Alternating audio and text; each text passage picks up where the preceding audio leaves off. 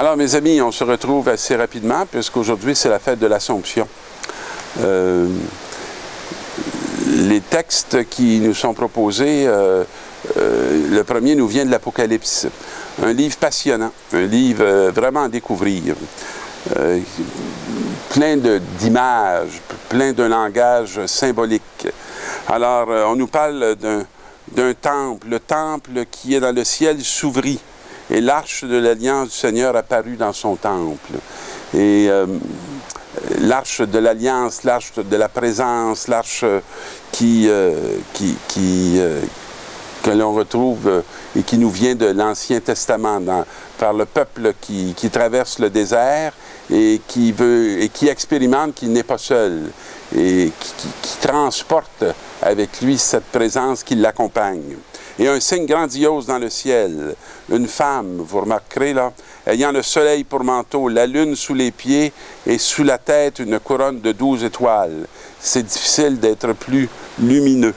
C'est difficile de trouver plus difficilement des images qui... Alors, la lune, la lumière de la nuit, les étoiles, la lumière du firmament de nuit, et le soleil, la lumière du jour. Donc, cette femme est entièrement drapée de lumière. Elle est torturée par les douleurs d'un enfantement. Mais un enfantement, c'est un grand désir de donner la vie, de porter au monde la vie nouvelle.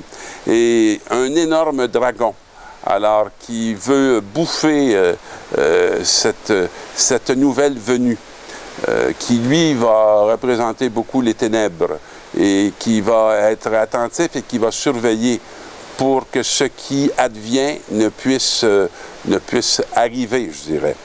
Et la femme va mettre au monde un fils, un mâle, qui va être berger de toutes les nations.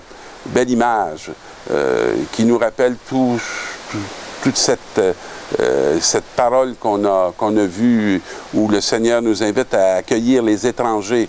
Alors, pour le Seigneur, l'humanité n'a rien d'étranger, peu importe son enracinement, ses racines. Et qui va le mener avec un sceptre de fer. Pas une image qui va nous parler d'une dureté, mais qui vient nous parler d'une solidité. Le sceptre de fer qui est porté par cet enfant, qui va être enlevé auprès de Dieu et de son trône. Alors, qui va être protégé par une présence. Et la femme va s'enfuir au désert. Elle ne sera pas dans la grande cité.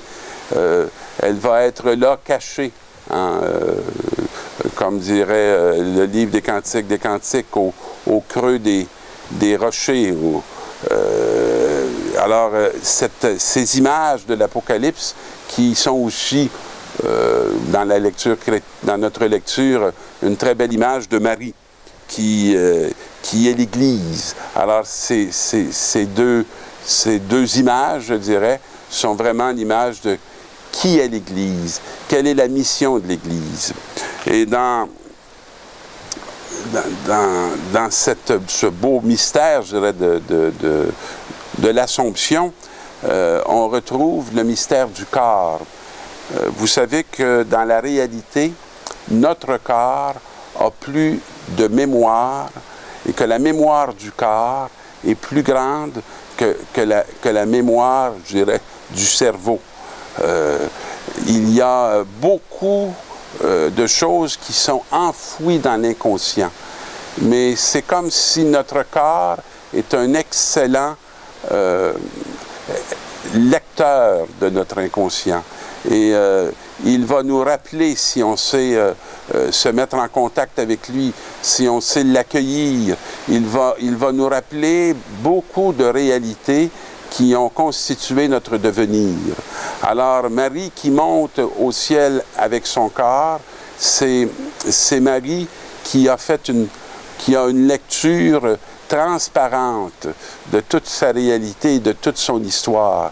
Elle est à la fois exceptionnelle, mais elle nous révèle aussi ce qu'il y a d'exceptionnel dans notre réalité de baptisés, de fils et de filles de Dieu, appelés à connaître cette gloire, appelés à connaître dans sa chair toute victoire sur tout mal, et qui sommes aussi appelés à être témoins pour notre monde de cette réalité, de cette volonté de Dieu, de cette détermination de Dieu à faire de nous des citoyens du ciel. Et Marie, dans l'Évangile, ça va être la visitation, va se mettre en route rapidement vers une ville de la montagne de Judée. J'aime l'expression « rapidement » parce qu'elle vient d'entendre l'appel d'aller vers sa cousine, et ce n'est pas avec hésitation, ce n'est pas avec dépit, mais c'est avec exultation, avec joie qu'elle se met en marche. Et elle va avoir un long trajet à faire, qu'elle va faire à pied, et elle va entrer dans la maison de Zacharie pour saluer Élisabeth. Un peu comme elle était saluée par l'ange Gabriel, qui lui annonçait qu'elle était pour porter Jésus. Maintenant qu'elle porte Jésus, elle entre dans la maison de sa cousine. Puis, à son tour, elle salue sa cousine.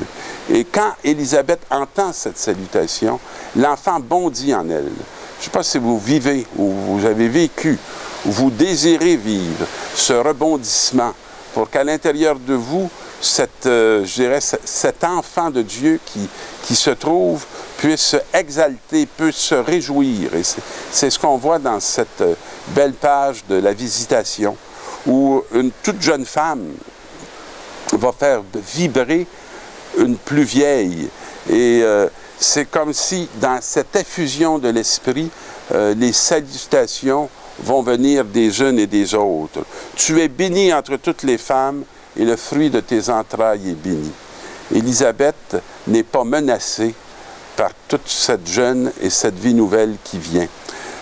Rêve que j'aurais pour nos églises et pour nos communautés, que nos plus anciens rebondissent et ne soient pas menacés par ces plus jeunes, parfois qui arrivent avec des réalités qui nous apparaissent comme assez étranges, mais qu'ils soient perçus comme des grandes visites de Dieu qui viennent donner le possible d'aller au bout de nos missions et au bout de ce que nous sommes appelés à faire. Et ce beau chant qui dit « Le fruit de tes entrailles est béni ». Pour moi, ce qu'il y a à l'intérieur de toi, ce qui bouge à l'intérieur de toi, est une bénédiction qui vient de Dieu. Et comment ai-je ce bonheur que la mère de mon Seigneur vienne jusqu'à moi?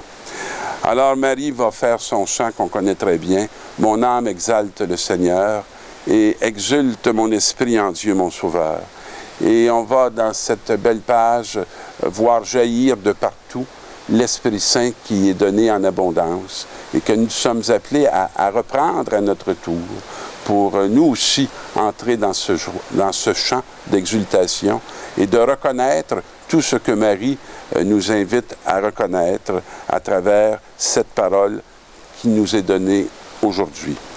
Marie demeure avec Élisabeth environ 3 mois et elle s'en retourne chez elle.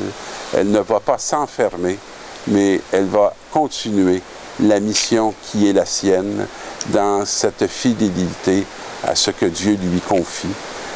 Elle, de devenir mère de Jésus, ce qui est un appel pour chacun de nous aussi. Bonne semaine.